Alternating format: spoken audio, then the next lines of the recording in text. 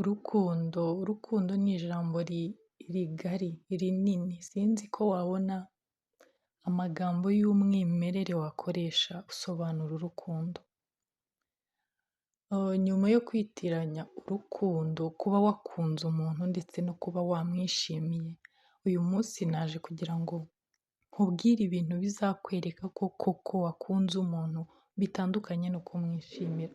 Hari igihe ubona umuntu ukumva uramwishimiye ukibeshya ko wamukunze, ariko ibi numara kubimenya uramenya neza ngo ese uyu muntu namukunze cyangwa namwishimiye.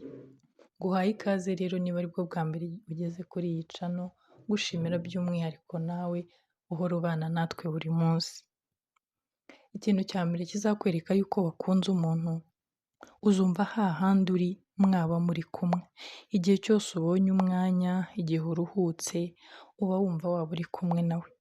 N'iyo mutandukanye, uba wumva hari ikibura muri wowe, ukumva urashaka ko agaruka, ukumva mbese kuba muri kumwe nibyo bintu biguhaye amahoro.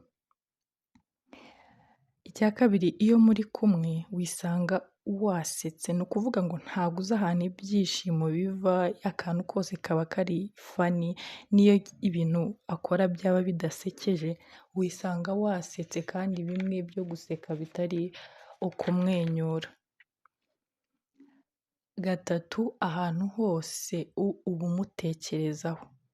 Kabone n'iyo waba uri mu kazi kawe uri bizi, ujya kumva ukumva mu mutwe mu bitekerezo ahise azamo by'ako kanya.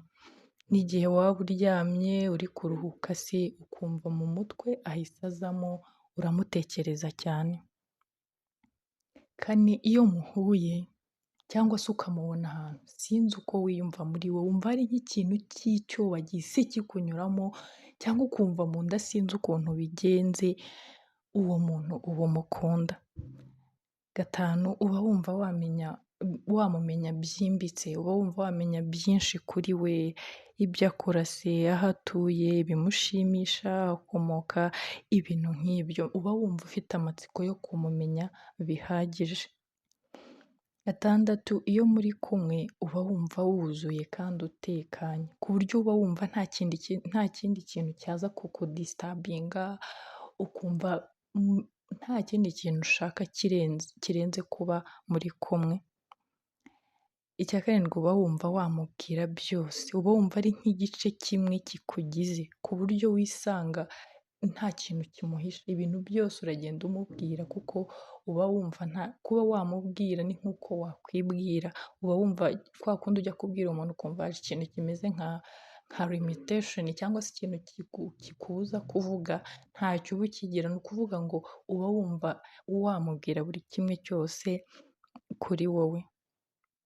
Umunani, wumva ari iby'agaciro kuba umufite, hahandi uvuga ati uriya muntu ndi proud ye, kuba ndi kumwe nawe, kuba yaba ari inshuti yanjye byanezeza cyane, uba wumva ari uw'agaciro, uzisanga ukunda buri kimwe kuri we, niyo hari ibyo yaba afite bitagaragara neza ariko urabimukundira. Bya bindi uvuga ngo njyewe nzakunda umuntu umeze gutya, ufite ibi, umeze gutya, ariko iyo urukundo rwakugezeho ibyo bintu ntabwo ubibona. Ni ukuvuga ngo bya bindi ubonye nibyo ukunda, ntabwo wongera kuvuga ngo uyu ndamukunda kubera ko ameze gutya, ahubwo ujya kwisanga ugasanga wamukundiye ibintu byose afite, kabone n'ubwo byaba bidashamaje. Uyu munsi rero nibyo naguteguriye, ushobora kwisanga hari uwo ukunda ukavuga ati ese ubu ndamukunda, ariko niba wumva ibi bintu mvuze rwose bikubaho, uwo muntu ntagucike kubera ko uramukunda. Wakoze cyane kubana nanjye rero, nawe niba wakunze ikiganiro ntugende udakoze subscribe, ukande ku nzogera, ukande like kugira ngo tubane umunsi ku wundi. Bye bye, ndabakunda.